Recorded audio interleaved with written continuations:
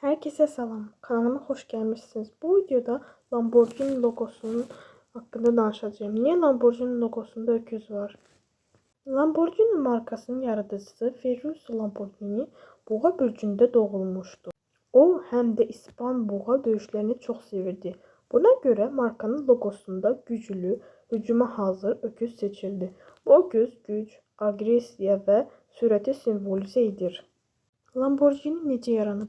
1963-cü ildə yaradılıb. Yaradıcı Ferruccio əvvəllər traktor istehsal edirdi. Bir gün Ferruccio Lamborghini öz Ferrari maşınından narazı qaldı və Ferrari sahibinə bunu dedi.